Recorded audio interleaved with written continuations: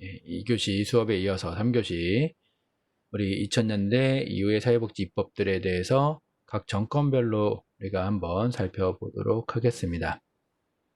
1, 2교시까지 우리가 연대별로 60년대부터 50년대부터 60, 70, 80, 90년까지 각각의 사회복지 역사에 대한 특징들을 한번 살펴보았고요.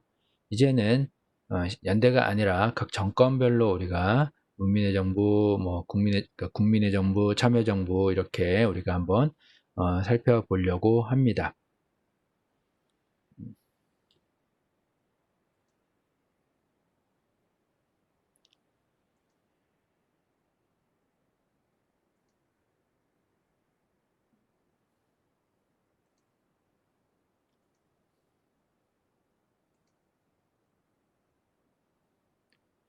그래서 2000년대 이후의 사회복지 입법에 대해서 우리가 한번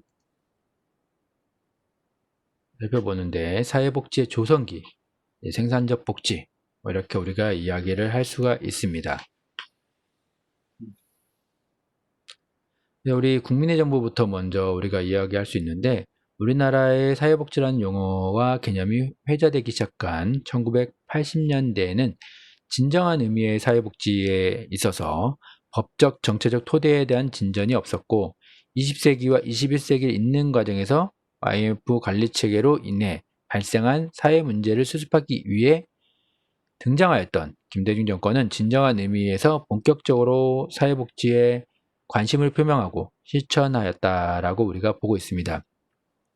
이 정부에서는 국민연금법 개정으로 우리가 도시 지역 자영자, 5인 미만 사업자, 사업장 노동자, 임시 일용직 노동자, 시간제 노동자, 도시지역 모든 주민으로 확대하면서 전 국민의 연금시대 개막의 기틀을 마련하였고, 또 생활보호법을 폐지하고 주거급여, 신설, 긴급구호제도 도입 등을 규정한 국민기초생활보장법 99년, 생보법이 이제 끝나는 거죠. 생보법이 끝나고 99년 국민기초생활보장법이 만들어지며, 의료보험법 및 국민의료보험법을 폐지하고 국민건강보험법, 또 장애인 고용 촉진 및 직업재활법, 의료급여법 등을 개정 또는 제정하면서 이념적 의미의 사회복지를 형식적 의미에서 실제적 의미로서 사회복지의 정책적 토대뿐만 아니라 법적으로서 생산적 복지의 토대를 건설하였다라고 보고 있습니다. 그래서 국민의 정부 이 시기에는 특징이 IMF라는 거예요. IMF로 인해서 결국은 복지를 필요한 대상자들이 많아지면서 전 국민을 대상으로 하는 복지 확대가 재편이 되는 거죠. 그래서 실제적 의미로서 사회복지의 정책적 토대뿐만 아니라 법적으로도 생산적 복지의 토대를 건설하는 게 국민의 정부 시절이다. 그래서 생산적 복지라는 말을 썼죠. 그래서 주는 걸로 끝나는 게 아니라 이전의 복지는 우리가 군사정권 같은 경우에는 정당성이라는 부분을 어느 정도 보완하기 위해서 사회복지 정책을 활용하다 보니까 주고 그것에 대해서 제대로 썼는지 평가하는 부분에 대해서는 조금 부족했다라고 볼 수 있어요. 그러니까 내가 미안해서 주는데, 예를 들면은 미안해서 주는데 그 준 걸 가지고 미안해서 줬는데 어떻게 썼니 이렇게 따질 수는 없겠죠. 예를 들면 부모님이 여러분에게 미안해서 용돈을 줬어요. 그럼 그 용돈 어디다 썼니 이렇게 따질 수는 없단 말이에요. 그런데 책을 사라고 용돈을 마음껏 쓰라고 준 게 아니라 책을 사라고 돈을 줬으면은 책 샀니 확인을 하겠죠. 국민의 정부에 들어서면서 이제 생산적 복지라는 말을 이야기하면서 이제 그런 시대로 들어서는 거죠. 물고기를 우리가 흔히 아는 것처럼 잡아주는 게 아니라 잡는 방법을 알려줘야 된다. 이런 시대로 들어서는 게 이제 국민의 정부, 생산적 복지라는 부분들이 이야기되기 시작하면서입니다.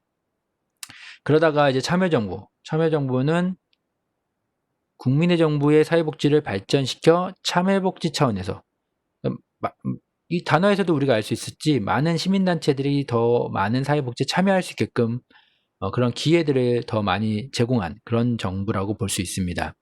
그래서 참여라는 부분, 참여복지의 차원에서 접근하여 그것은 참여정부가 이전의 정부들보다 복지 문제에 적극적인 관심을 표명하고 복지 문제를 사회에 이슈화하였다는 것이다 라는 거예요. 그러나 참여정부의 통치기간에 사회 양극화가 심각해졌다는 점에서 복지제도의 보편성과 적절성에 대한 인식이 높지 않았다라는 부분도 우리가 한편으로는 살펴볼 수도 있고요. 참여정부 시기에는 법적으로 2003년에 사회복지사업법 일부 개정을 통하여 지역사회복지계획 수립을 지자체의 의무로 규정하는 지역사회복지 협의체를 도입하였으며 2004년에는 영유아보호법 개정으로 시설 설치가 신고제에서 인가제로 전환되고 긴급전환 및 노인보호 전문기관 설치의 규정을 위하여 그리고 최저생계비 계측 조사 주기를 5년에서 3년으로 단축하기 위하여 노인복지법과 국민기초생활보장법이 개정됐다는 거예요. 최저생계비를 우리가 이제 매년 하는 게 아니라 원래 5년마다 했던 부분들을 3년으로 바꾸고 그 사이는 물가상승률을 반영해서 우리가 최저생계비를 올리고 있습니다.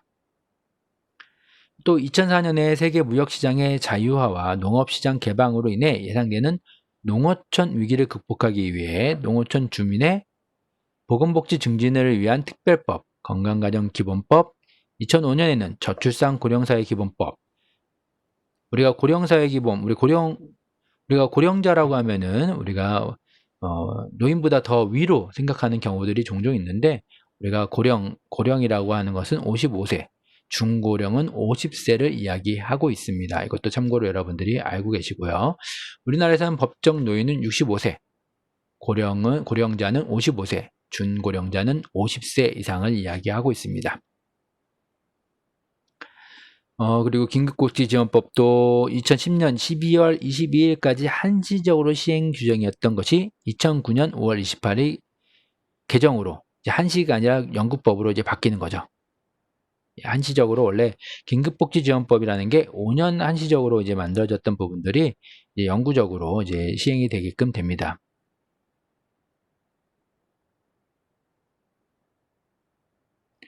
그리고 2006년에는 식품기후 활성화에 관한 법률과 모부자복지법, 2007년에는 노인장기요양보험법, 2008년에 노인장기요양보험법이 시행이 되고 노인복지법도 2008년 4월에 개정이 되고 한부모 가족지원법, 기초노령연금법, 2008년에는 다문화가족지원법 등을 재개정하였다는 거예요. 많은 사회복지법을 재개정하였던 참여정부의 참여복지는 분배를 더 추구하는 보편적 복지를 지향하였으며 국민의 정부가 추구했던 성장과 분배 모두를 지향하는 선택적 복지를 발전적으로 계승하려는 경향이 있었다. 이런 측면에서 참여정부의 복지정책을 확대 지향적인 것으로 평가할 수 있다는 거죠.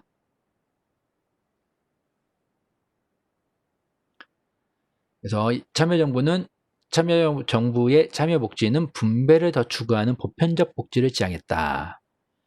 그래서 보편적 복지를 지향하였으며 국민의 정부가 추구했던 성장과 분배 모두를 지향하는 선택적 복지를 발전적으로 계승하려는 경향을 보였다는 겁니다. 그러다가 이제 이명박 정부가 들어섰는데 기업 플랜들리 능동적 복지라고 이야기를 하는데 이제 기업 플랜들리 즉 기업 친화적인 이명박 정부는 경제 우선 제가 이전에도 닭이 먼저냐 달걀이 먼저냐라고 우리가 이야기를 할 수 있는데 이 논란과 마찬가지로 경제가 우선이냐 복지가 우선이냐 우리가 항상 이야기를 할 수가 있습니다. 경제가 우선이라고 이야기하는 사람들은 경제가 성장을 해야지 그 돈으로 사회복지 사업을 할 수 있다라고 이야기하는 거고 복지가 우선이라고 이야기하는 사람들은 근로자의 복지 환경들이 개선돼야지 더욱더 열심히 일을 해서 경제가 성장할 수 있다라고 보는 거죠. 근데 무엇이 먼저라고 이야기하기는 참 어려워요. 정답은 없죠. 닭이 먼저냐 달걀이 먼저냐. 어떻게 실행하고 보완하냐에 대한 부분이지 다 장단점들은 다 있는 것 같아요. 그런데 이명박 정부는 경제 우선 약간 경제의 어떤 성향을 갖고 있었던 그런 정부라고 볼 수 있겠죠. 즉 기업 친화적인 이명박 정부는 분배보다 경제 성장에 더 역점을 두었다는 거예요. 그래서 집권 초기부터 현재까지 국민 삶의 질 향상을 위한 사회보장 제도의 확충보다는 사회적 이슈로 부각되는 그 당시의 현안들에 대한 임기응변식 조치를 취하는 자세를 지속해서 견지하였고 사회복지법과 연관되어 2011년 장애인 활동 지원에 관한 법률, 노숙인 등의 복지 및 자립 지원에 관한 법률, 장애아동복지지원법, 2014년에는 장애인연금법이 개정되었고요. 시장기능의 복지 개념을 도입한 것으로 수혜자들이 기다리지 않도록 적극적으로 찾아가서 서비스를 제공하는 것을 의미하고 있었습니다. 이런 이유로 모든 복지 시스템의 원스톱 복지 전달 체계를 구축해 태아에서 노후까지 맞춤형 사회복지의 목적인 삶의 질적 증진 측면에서 부자 감세와 같은 정책으로 빈부의 격차가 커지고 사회적 약자 계층에 대한 예산 축소 등으로 이명박 정부의 능동적 복지는 사회복지 측면에서 집권기간 내내 논란의 중심에 있었다라고 이 저자는 평가를 하는 것 같아요. 이게 이런 정권별로 이제 다 어떤 사회복지법의 평가에 대한 부분들은 학자별로 좀 다를 수 있기 때문에 저희는 그냥 이 역사적인 몇 년에 어떤 법이 생겼다라는 걸 기준으로 학습을 하고, 또 평가에 대한 책에 나와 있는 평가에 대한 부분은 이 저자가 평가하는 부분으로 참고만 하시면 될 것 같아요. 절대적인 건 아니에요. 우리가 참여정부가 좋고 나쁘고, 이명박 정부가 좋고 나쁘고, 국민의 정부가 좋고 나쁘고 이렇게 잘했다 못했다 평가하기는 어렵고, 각각의 잘한 점, 못한 점들이 있으니까 그거는 여러분들이 참고하셔서 이해를 하시면 도움이 될 것 같아요. 그래서 기업들이 경제로 성장을 하면은, 이 기업들이 이제 경제가 성장을 해서 기업들이 잘 되면은 그 많은 돈을 벌게 되면은 그 이익을 사회에 환원을 해야 되는데, 그러지 못하는 부분들이 우리 사회에는 있었죠. 그게 이제 안타까운 부분이죠. 그래서 경제에 우선 기업적인 어떤 이런 부분들이 복지에 영향을 줘서 성공적이다라고 평가하기가 좀 어려웠던 부분들이, 그 돈들이 우리 국민들이 체감할 정도로 환원되지 못했다라는 이런 아쉬움이 좀 남는 것 같아요. 또 복지 우선이라고 하면은 또 사람들이 주어지는 것들이 많으면은 아무래도 다 일을 하려고 하지는 않을 수도 있겠죠. 예를 들면은 체재생계비나 이런 것들 일을 안 해도 돈을 많이 준다라고 하면은 도덕적 해이라는 부분들이 발생할 수 있다라고 했어요. 그런 것들을 우리가 같이 고민을 좀 해봐야 되겠죠. 그래서 우리가 지금까지 배운 것들을 좀 가지고 2000년대 이후의 사회복지법에 대한 정리를 좀 해보면은, 일반적으로 사회복지학은 응용학문으로 우리가 분류를 하는데, 인간의 삶의 질적 수준을 결정하는 생활 현장의 학문이라고도 할 수 있고, 그래서 60년대부터 그동안 우리 사회의 사회복지법 제정은 정치적 동기와, 법이라는 걸 만들다 보니까, 이 국회에서 법이 만들어지다 보니까 정치하고 뗄 수가 없는 부분이죠. 다른 한편으로는 체계의 정통성이 취약한 경우 사회복지 입법화가 진행되기도 했고, 그런 이유로 사회복지법의 형성 과정에 있어서 명분은 있었으나 실질적으로 강행 규정보다 임의 규정, 그리고 경제적 어려움으로 예산 범위 내에서라는 단서 조항이 존재하여 법적 실효성이 약한 부분들이 있었다는 거죠. 그 임의 규정이 많아 국가나 지자체 등 사회복지 주체에게 재량권이 많이 주어져 있었지만 90년대부터 국민들의 삶에 대한 의식이 증진되고 관련 시민이나 단체 활동이 점진적으로 활성화되면서 그 내용이 아래와 같이 좀 정리해 볼 수 있다라고 합니다. 우리가 정리를 한번 해보면은, 사회복지법 적용 대상이 일부 계층을 위한 선별주의 접근에서 전 국민을 대상으로 하는 보편주의로 접근했다. 오늘날 우리는 모든 대상자들을 전 국민으로 우리가 보고 있어요. 물론 실질적으로 혜택을 받는 대상자들은 선별일 수 있지만 기본적인 우리가 가치 이념에 대한 부분들은 전 국민들의 삶의 질을 향상시키는 전 국민을 대상으로 하는 부분으로 볼 수 있다는 거죠. 이게 모든 혜택을 다 전 국민으로 줄 수는 없는 게, 예산이라는 부분들이 한정되어 있기 때문에 다 줄 수는 없지만 기본적인 가치나 방향성이 우리가 보편적 복지를 추구한다라고 봐야 되는 거죠. 그래서 항상 사회복지는 이 재원에 대한 부분을 우리가 떼고 이야기할 수 없다라는 이야기를 했어요. 아무리 보편적 복지, 전 국민을 대상으로 하고 싶어도 국가가 너무 빚을 내가면서, 많은 빚을 내가면서 할 수는 없는 게, 그 많은 빚은 누군가 결국은 우리 후세가 갚아야 되고, 갚지 못할 경우에는 또 국가부도, IMF 같은 국가부도가 또 일어날 수 있다라는 거죠. 특히 우리나라 같이 이제 외환위기, 이제 우리나라 자체가 부도가 문제가 아니라 이제 외환위기라는 부분들은 또 다른 이야기이긴 한데, 우리나라 같이 수출에 의존하는 나라들은 외국의 이런 외환위기라든가 우리나라만 이렇게 경제가 돌아간다고 되는 부분이 아니거든요. 그런 어려움들이 좀 있죠. 뭐 그런 걸 우리가 다 생각해 볼 수는 없고, 어쨌든 기본적으로 전 국민을 대상하는 보편주의적인 가치로 전환이 됐다라고 여러분 생각하시면 될 것 같고, 사회복지가 시혜가 아닌 권리로 인식이 된다. 우리는 행복할 권리를 갖고, 행복권이라는 걸 갖고 있다는 거죠. 정부가 너희들한테 도움을 주는 게 아니라 당연히 내가 행복하지 않으면은 행복할 권리를 주장할 수 있다는 거예요. 그리고 권리로 인식이 강화되므로 법적 쟁송과 같은 사법적 권리 구제 활동이 증가했다. 또 사회복지 정책의 결정 과정이 엘리트주의의 정책 결정론에서 다원주의적 정책 결정론으로 변환이 되고 있다. 일부 공무원, 국회의원들, 엘리트주의, 일부 정치인들에 의해서 만들어지던 법들이 최근에는 민간에서 주도해서, 시민단체에서 주도해서 만들어질 수도 있다라고 해서 이런 사회복지 법들을 만드는 주체가 다양해졌다. 다원주의적, 정책 결정론적으로 우리가 전환이 되어 있다라는 거죠. 그래서 입법 목적의 측면에서 사회 통제에서 사회 통합으로, 사회복지법이라는 게 제가 처음에도 이야기했지만 좋은 목적으로 이야기하면은 사회 통합이에요.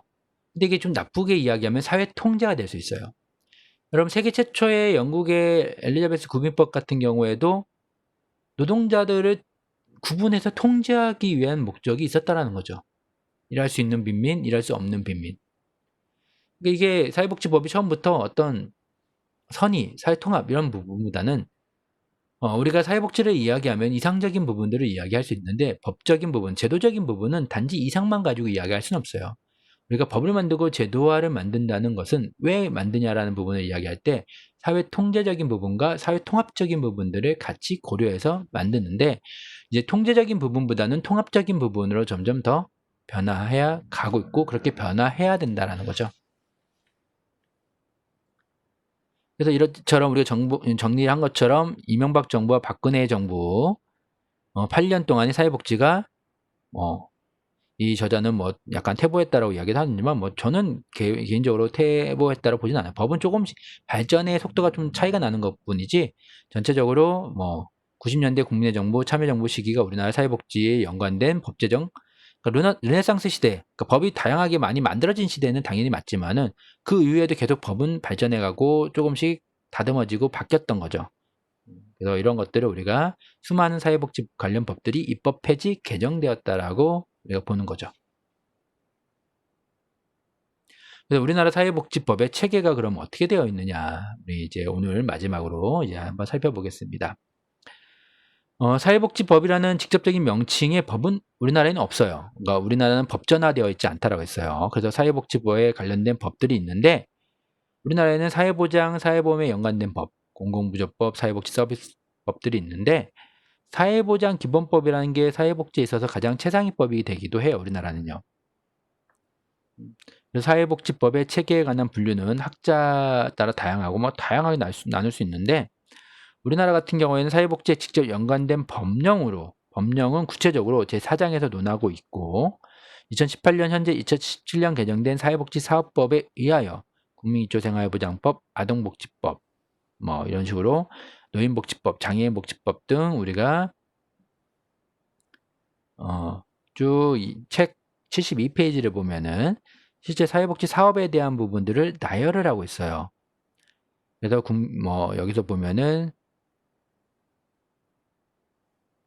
장애인 활동 지원에 관한 법률 등 해가지고 청소년 복지 지원, 사회복지와 직접 연관된 27개의 법으로 우리가 사회복지 서비스법을 구성하고 있다는 거죠.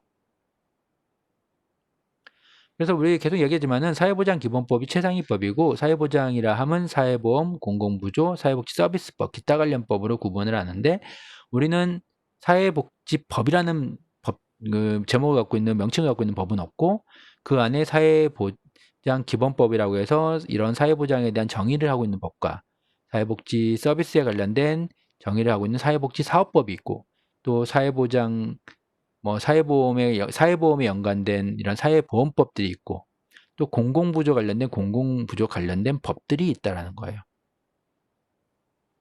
공공부조법도 공공부조법 이런 명칭을 갖고 있는, 사회보험법도 사회보험법 이런 명칭을 갖고 있는 법은 없어요. 사회보험법은 국민연금법, 산업재해보험법 이렇게 우리가 고용보험법 이런 식으로 명칭이 다 사회보험에 포함된 것들을 가지고 있는 거죠. 그래서 사회복지법은 우리나라의 사회복지법의 체계와 구조는 사회복지의 기능과 역할을 규정하고 있는 세계의 축인 사회보장, 사회보험에 연관된 법, 또 공공부조와 연관된 법, 그리고 사회복지 서비스에 연관된 법들로 보는 거죠. 사회보장, 사회보험 연관된 법, 공공부조에 연관된 법, 사회복지 서비스에 연관된 법으로 보는 거지 공공부조법 뭐 이렇게 딱 공공부조법이라고 해서 제목이 명칭이 정확하게 있는 건 없다라는 거죠. 사회보장, 사회보험에 연관된 법, 물론 사회보장 기본법은 있어요. 이게 최상위법이라고 계속 강조를 했어요, 제가. 사회보장, 사회보험에 연관된 법으로는 사회보장기본법, 국민연금법, 공무원연금법, 사립학교 교직원연금법, 군인연금법, 국민건강보험법, 산업재해보상보험법, 고용보험법, 노인장기요양보험법 이런 식으로 있는 거고요. 공공부조 관련된 법들은 국민기초생활보장법, 의료급여법, 긴급복지지원법, 장애인연금법, 기초연금법, 또 사회복지서비스법으로는 사회복지사업법 제2조에 규정한 우리가 27개의 항목에 대해서 이야기를 했죠. 아동복지, 장애인복지, 노인복지, 입양특례 등 다양한 27개의 법률을 이야기하고 있다는 거예요.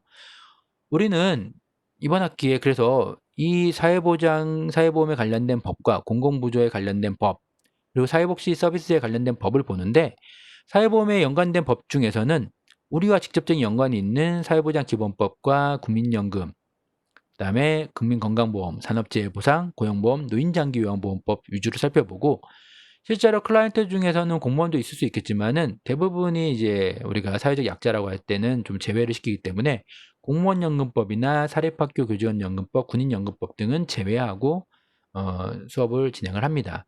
한정된 수업 시간에 이런 모든 것들을 다 법의 내용은 다룰 수 없기 때문에 제외를 시키는 거고요. 공공부조 같은 경우에는 가장 기본적으로 사후적인 정책으로 이미 배고픈 사람에게 밥을 주는 형태이기 때문에 여기서 나온 관련된 국민기초생활보장, 의료급여, 긴급복지지원법, 장애인연금법 같은 기초연금법 이런 내용들을 다 우리가 다루고자 합니다. 또 사회복지서비스법은 27개나 되는데 이걸 이번 학기에 다 다룰 수는 없죠. 그래서 우리가 중요한 것들만 시간이 허락하는 한도 내에서 살펴보고자 합니다. 예를 들면 가장 기본적으로 되는 노인복지법, 아동복지법, 장애인복지법 이런 것들 위주로 우리가 살펴보고자 하는 겁니다. 그래서 사회복지 관련 법들을 우리가 또 뭐 다르게 구분을 하면은 우리가 관련법이라고 하잖아요. 관련법. 우리가 사회보장기본법에는 사회보장이라 하면 사회보험, 공공부조, 서비스법, 기타 관련법이 있잖아요. 관련법은 또 뭐가 있느냐? 공중위생과 연관된 법, 주택에 관련된 법, 노동 및 고용에 관련된 법, 교육에 관련된 법 등을 우리가 볼 수 있습니다. 그래서 결론적으로 우리가 마지막으로 이야기를 해보면은 역사적인 측면에서 사회복지법의 제정은 양적인 측면에서는 매우 정치적이었다고 볼 수 있는데 그것은 바로 법 제정의 진정성에 결여라는 사실을 좀 우리가 살펴볼 수가 있고요. 국가 책임에 대한 회피와 민간에 대한 의존을 강조하고 다른 한편으로는 공적 사회복지 서비스에